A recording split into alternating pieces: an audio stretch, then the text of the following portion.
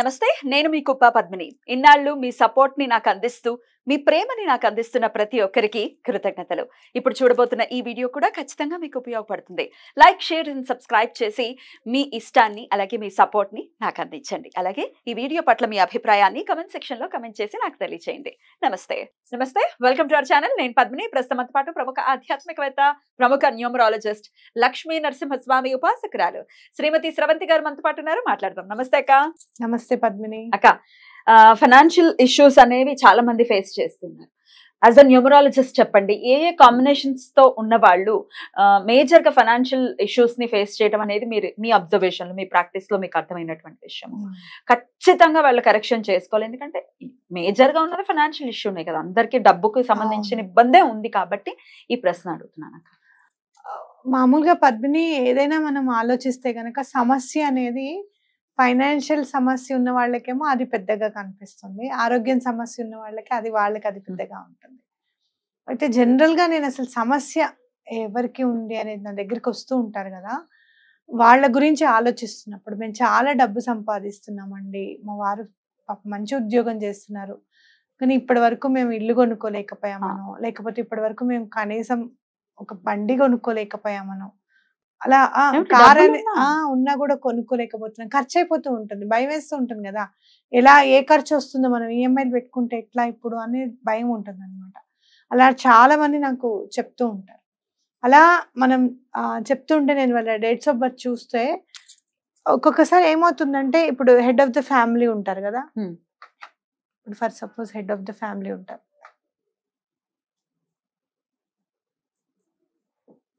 Head of the family ఉంటారు కదా, వాళ్ళ డేట్ ఆఫ్ బర్త్ మంచి నెంబర్లోనే ఉంటుంది.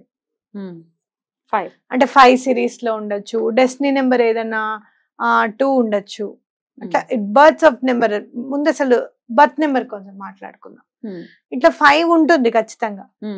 మీ డేట్ ఆఫ్ బర్త్ వాళ్ళు ఏం చేస్తారు, ఏదైనా ప్రాబ్లం ఉంది అని అంటే first head of the family name correction చేయిద్దాం అనుకుని నా దగ్గరికి వస్తారు. పోనీ సిగ్నేచర్ ఏమన్నా ఉందా, ఇక్కడ ఎక్కడైనా సిగ్నేచర్లో ఏమైనా ప్రాబ్లం ఉందా అంటే అంత ప్రాబ్లమాటిక్ నెంబర్స్ ఉండవు ఒక్కొక్కసారి సిగ్నేచర్లో, అంటే చాలా కష్టం పడే నెంబర్స్ ఏమి ఉండవు సైన్లో. అప్పుడు మీది ఇవ్వండి అమ్మా అని అడుగుతా, ఆ అమ్మాయిది ఇవ్వండి అని అడిగినప్పుడు ఆ అమ్మాయిది 9 ఉండడమో, లేకపోతే ఇక్కడ డెస్టినీ నెంబర్ 5 ఉండి ఇక్కడ destiny number 9 ఉండడమో, 5 and 9 combination problems ఉంటాయి. 5, 9 కాంబినేషన్స్ ఎక్కడైనా ఉంటే అవి ప్రాబ్లమ్స్ ఉంటాయి. మీరు ఎవరైనా చాలా డబ్బుకి ఇబ్బంది పడుతున్నాము, లేకపోతే వైఫ్ అండ్ హస్బెండ్ లో ఈగోయిస్టిక్ ప్రాబ్లమ్స్ ఉన్నాయి, నా మాట ఆయన అస్సలు వినరండి, లేకపోతే నా మాట అమ్మాయి అస్సలు వినదండి అని అనుకుంటే గనక, మెయిన్ ఫైనాన్షియల్ ఇబ్బందులు ఉన్నాయి అంటే ఎక్కడైనా ఈ 5, 9 కాంబినేషన్ ఎక్కడైనా ఉందా మీ లైఫ్ లో అనేది చూసుకోవాలా, తప్పకుండా తప్పకుండా చూసుకోవాలి. ఎందుకంటే ఫర్ సపోజ్ ఇక్కడ ఎక్కడ కూడా లేవు, పిల్లలకి ఏమైనా ప్రాబ్లం ఉంది, హెల్త్ ప్రాబ్లం ఉంది, లేకపోతే వాళ్ళు కూరుకే జ్వరాలు వస్తున్నాయి, లేకపోతే ఏదో ఒకటి హాస్పిటల్కి వెళ్తూనే ఉంటున్నాము అనుకుంటే కనుక పిల్లల్లో ఏమన్నా 9 కాంబినేషన్స్ ఉన్నాయేమో చూసుకోండి. ఇప్పుడు మొన్న నేను చెక్ చేస్తే హస్బెండ్ది 5 ఉంది, వైఫ్ది 6 ఉంది బర్త్ నెంబర్. ఆ అమ్మాయి సిగ్నేచర్ లో కూడా ఎటువంటి మరీ ఇబ్బంది పెట్టే నెగటివ్ వైబ్రేషన్స్ ఏం లేవు.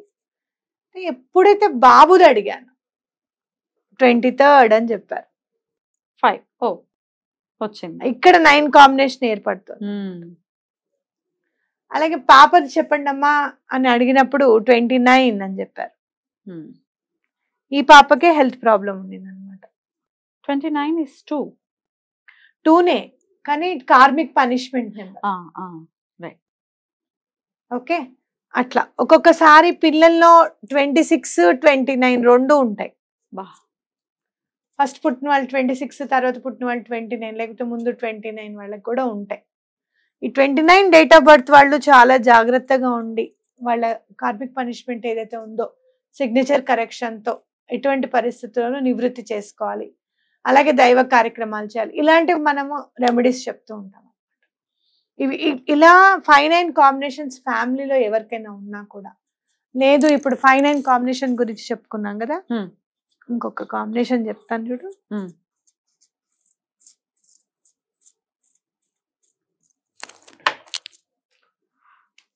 3-6 కాంబినేషన్.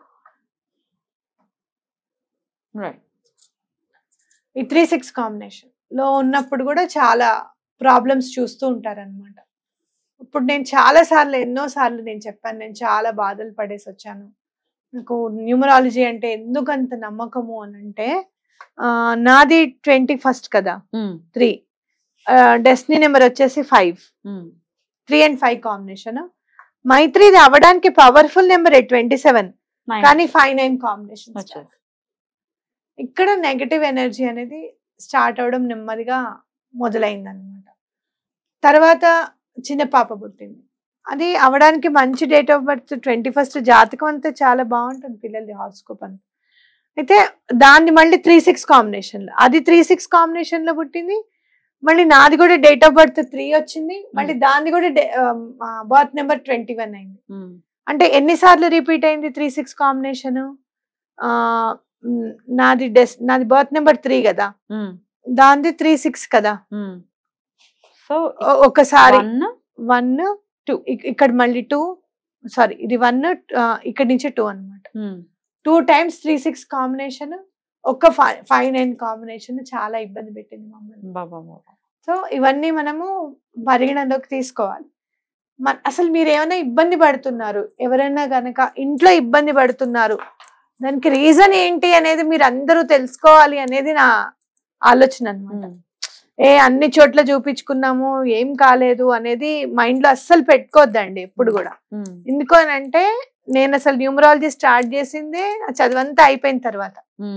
అలా న్యూమరాలజీ మీద ఆలోచన వచ్చింది కాబట్టి ఈ నెగటివ్ నెంబర్స్ ఉన్నాయి మనకి, దీనివల్ల మనకి ప్రాబ్లమ్స్ అనేది నేను తెలుసుకోగలిగాను.